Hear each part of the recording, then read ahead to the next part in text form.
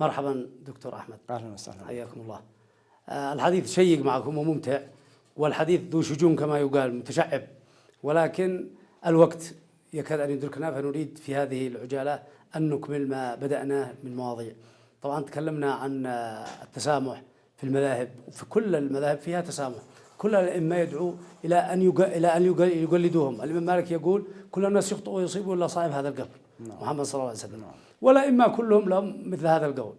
وتكلمنا عن المذهب الزيدي ومذهب الاعتدال، وعن التجربة الأئمة الزيدية. هذا الإنصاف والعدل أن نقول مثل هذا، أنه ظهر علماء مجتهدين في اليمن علمهم بلغ العالم، مثل محمد إبراهيم الوزير والشوكاني وابن الأمير والجلال وغيرهم. نريد أن تحدثونا عن هذا قليلا.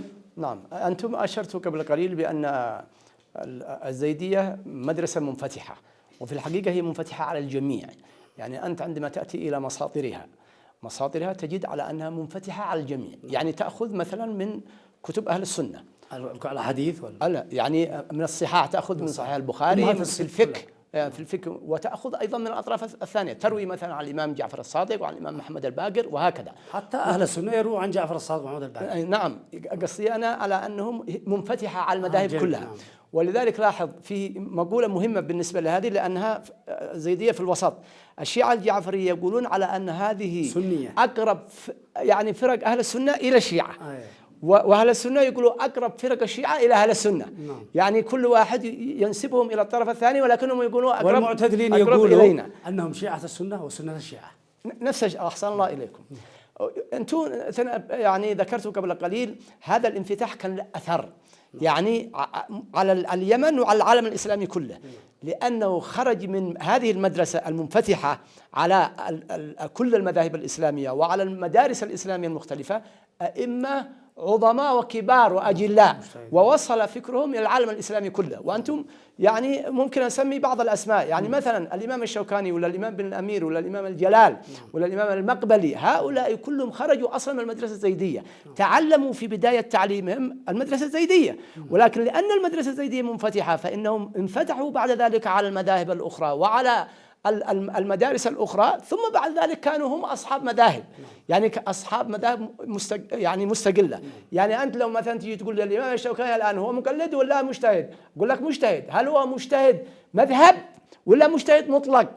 أقول لك مجتهد مطلق، ما عادش مجتهد مذهب. في داخل المذهب. والمجتهد المطلق له أتباع.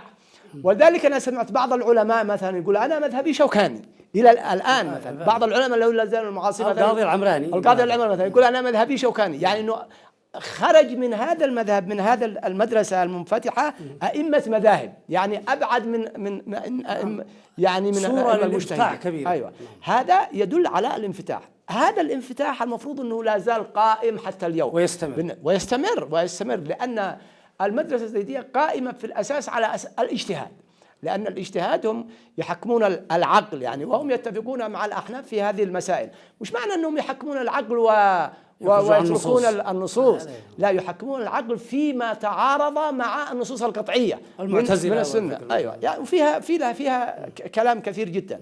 ولذلك التجديد يأتي من هذه المدارس التي عندها انفتاح وليست مغلقة، وباب الاجتهاد عندها مفتوح باستمرار، وليس كما فعلت بعض المدارس الإسلامية أنها أغلقت باب الاجتهاد في القرن الثالث الهجري. هذه من بداية ما نشأت المدرسة الزيدية من أيام الإمام زيد على الأساس حتى الآن. ولا عزيز أن هذا يعني الانغلاق، إنما ما فيش مانع أيضا أنه ظهروا علماء أجلة في جميع المذاهب وانفتحوا وطرحوا آراء قوية مخالفة لمن قبلهم، حتى وإن قيل أنه أغلق. لا، غالبا ليس خارج إطار المذهب.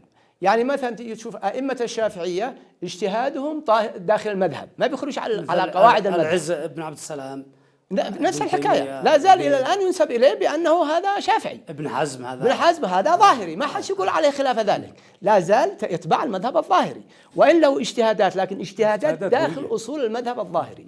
لكن مثلا الآن هل يستطيع أحد أن يقول لي مثلا الإمام الشوكاني زيدي؟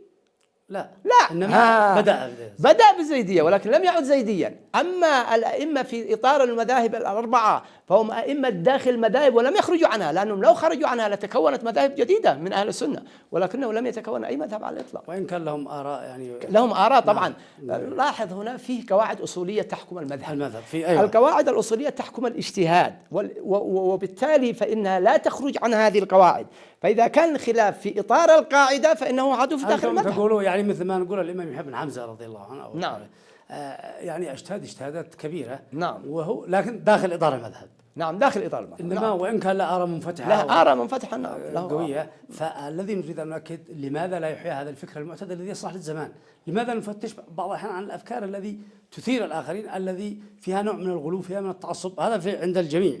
لماذا لا يؤخذ الآراء المنفتحة والأفكار الجديدة المتجددة، خاصة أنه كما قلنا أئمة المذاهب دعوا إلى الاجتهاد. نعم. الكتب دعت إلى الاجتهاد، حتى أنه بعضهم الإمام ابن القيم حتى في أعلام الموقعين يقول أنه لا يجوز للمفتي المقلد أن يفتي أبدا ما بلغ علمه وهو مقلد. نعم. فعلماء المذاهب كلهم مقلدين، هذه هو داخل المذهب. نعم. لأنه ملتزم بأئمته بأقواله، فورد عليها من 50 وجه. نعم. أنه لا يجوز أن يفتي المقلد. كيف يفتي؟ وبيشهد مثل الشهادة، بتشهد لله أنه عين فلان الآخر أو شاهد الفلان الآخر. أيوة، هي هذه المسألة في الحقيقة مسألة الاجتهاد والتقليد وكيفية الفتوى. يعني هو عندنا، أنتم تعرفوا يعني المسلمون فيما يتعلق بهذه المسألة هم 3 شرائح. أولا عند المجتهد، ثم المقلد، ثم العامي. نعم. المجتهد هو الذي يستنبط الحكم من الدليل هو بنفسه مباشرة، ما عاد بيرجعش إلى أحد على الإطلاق. المقلد هو الذي يأخذ الحكم من إمامه، من اجتهاد إمامه، هو ما بيجتهدش ولكنه يأخذ الحكم من إمامه، ويلتزم بما يعني الأحكام اللي استنبطها إمام من أولها إلى آخرها. زي ما تقول أنا شافعي، إذا أنا أخذ أنا أحكام الشافعية أو قلد الإمام الشافعي من أول حكم إلى آخر حكم. هذا النوع الثاني. النوع الثالث الذي هو العامي، وأصل إلى هذه النقطة التي أنتم أثرتها. هذا العامي لا يعرف الأحكام الشرعية، لا يستطيع أن يستنبطها هو، ولا يعرف من يقلد، ولا يعرف الأحكام التي يمكن أن يقلدها. فما هو مذهب هذا؟ قالوا مذهب مفتي.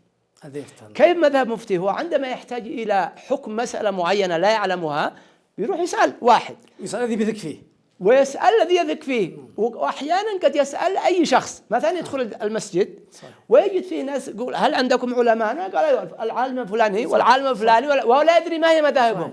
فيتوجه إلى أي عالم فيطرح عليه السؤال ويطلب الفتوى. هذا العالم إذا كان مجتهد فإنه يفتيه برأيه هو باجتهاده، وإن كان مقلد فإنه يفتيه برأي إمامه، وبالتالي فإنه يجوز المقلد أن يفتي، لكن يفتي برأي إمامه. نعم، هذه مسألة. وهذا العامي يمكن أن تتنوع عندها الأحكام، بس لا يجوز له أن يجمع في حكم واحد. أيوة. بين يعني قولين لا يقول يعني بهما شخص واحد. مثل الزواج عند المالكية أنه من غير شهود، فتح الله عليه من غير ولي. قالوا من هذا قالوا كنكاح خلاء من شهود وولي. بقي نقطة بسيطة من أجل أنه في هذا الوقت فينبغي أن نتطرق إليها أو أن نأتي بنصيحة للجميع. قضية دماج الآن، هو احنا تجنبنا الأسماء والأشخاص والهيئات، لكن هذا حدث واقعي الآن، صراع ودماء بين المسلمين. الآخرين يقولوا حصار عليهم، والحوثيين يقولوا أنه تدخل أسلحة وأن فيها أجانب. المهم دعاوى، المهم أن القضية في دماج والحرب في دماج، وحصار للناس وقتل ودماء. هذه كلها نتيجة التعبئة الخاطئة. بل إن هناك من يدعو إلى تعميم الفتنة إلى خارج إطار دماج. فنحن نريد أن العقلاء والحكماء أمثالهم وأمثال الآخرين في أطراف أخرى أن يعني يجعلوا من هذه الأشياء ويحاصروها في مكانها ويحلوا هذه القضايا، ولا يتركوا الأمر للمتحمسين، لا أنا أقول غير هذا اللفظ، للمتحمسين. نعم، في الحقيقة مثل ما قلتم، يعني عندما يكون هناك طرفان بينهما نزاع، فإن كل طرف ممكن أن يقول ما يقوله هي بالنسبة للطرف الثاني دعوة. فهي دعاوى، هذا بيدعي وهذا بيدعي، هذا بيدعي المظلومية وهذا بيدعي المظلومية. كيف يمكن أن نتبين الحقيقة؟ نتبين الحقيقة، ومن أجل أن نحلها لابد أن نأتي بأناس محايدين يدخلوا بين الأطراف هؤلاء وينظروا كيف يعني. وهذه هي سنة الله سبحانه وتعالى. يعني الله سبحانه وتعالى وإن طائفة منهم اقتتلوا فأصلحوا بينهم، فأصلحوا بينهما، يعني جو ناس ثانيين يصلحوا بين هذا الفئتين يصلحوا بين ويعرفوا من هو الذي مع الحق ومن هو مع الباطل، ويلزم المبطل بأنه يفي إلى الحق، فإذا لم يفي فعليهم أن يقفوا مع المحق. هذه القاعدة التي هي مقررة شرعا. نحن الآن نحكم هذه المسألة، المنهج موجود عندنا.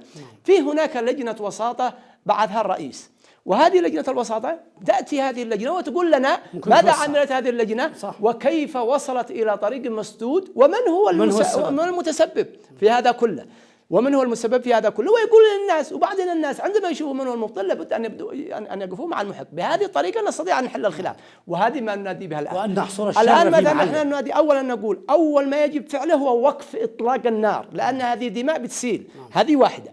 المسألة الثانية وقف كل المسائل التي هي بتغذي هذه الحرب، من تقطعات في الطرقات، من منع الناس، من حصار وما إلى ذلك. كل هذه ينبغي أن ينتهي.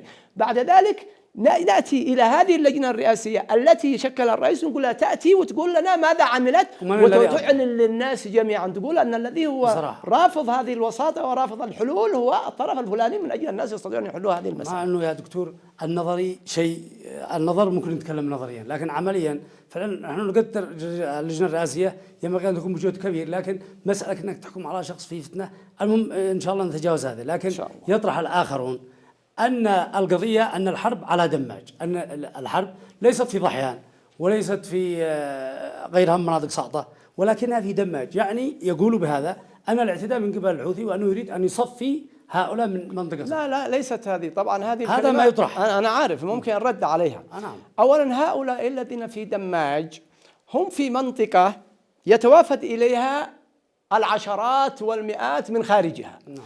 فليست منطقة يعني مسجد ولا معهد ولا كذا، هي مثل ما تقول منطقة عسكرية. منطقة عسكرية. ماذا تتوقع من منطقة عسكرية أن تفعل غير الأعمال الحربية؟ نعلم ويقول أنها مركز علمي.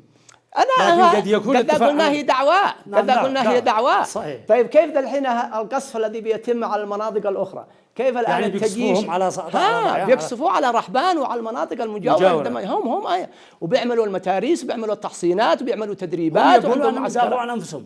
يدافعوا عن أنفسهم. كيف من يدافع عن مثل ما قال الحوثي أنه يدافع عن نفسه في الحرب واعتذر له رغم أنها دولة. وهذا الآن هم يقولوا أن هناك أجانب يأتوا وأنها الإمام الهادي جاء من الرس. ما أنا عارف. الإمام القاسم. أنا عارف. هذه دعوة ليست علمية. أنا فاهم. أنت ما عطيت تقول لي المذاهب كلها، ما هو الإمام الشافعي أيضا هو جاء من مكان آخر، وهذا هو جاء من مكان آخر. إحنا ما اختلفنا، ما نختلف في هذه المسألة، لكن نحن نختلف في الأعمال العسكرية. أنا عندما يكون عندي مدرسة، من الذي سيتعرض لها؟ أنت الآن لو تذهب إلى صعدة، وربما أنك تذهب إلى هناك وتذهب إلى المدينة نفسها وتشوف المساجد بمختلف مشاربها كلها موجودة. الذي بيأذن بأهل السنة والذي بيأذن بأذان الشيعة، ما حدش بيقول لهم لا، يمارسوا شعائرهم بالطريقة التي يريدونها، لكنهم حولوا المنطقة إلى منطقة عسكرية فيها اعتداء على الآخرين. فهذا هو الذي بيسبب التوتر. لماذا ما يعتدوا على المساجد التي هي موجودة في صعدة الحوثيين وهي جنب مسجد الإمام الهادي؟ يعني أليس هناك مساجد في صعدة يعني تتبع منهج أهل السنة أو لا؟ ما فيش في، لكن يطرح أنه بعضهم اعتدي عليهم، بعضهم هذه كلها دعوة. لكن هل في حرب؟ هل في مشاكل؟ هل في؟ ما فيش. لكن هؤلاء هم يعني يثيروا المشكلات ووراءهم قوى وعندهم أسلحة. كيف هذا؟ يعني بالله عليك واحد طالب علم يعني يحمل بندق ويصير قاتل. دكتور أحمد، وأنتم كلامكم هذا هو دعوة، أنهم عندهم أسلحة. صح. إذا لا تختصر الموضوع أنه الحرب في دماج وأنهم هذا في بلادهم، وما هذه بلاد أهل السكان الأصليين الذين موجود هنا، هذا لهم جاءوا من خارج المنطقة وكذا وفعلوا ثكنات عسكرية.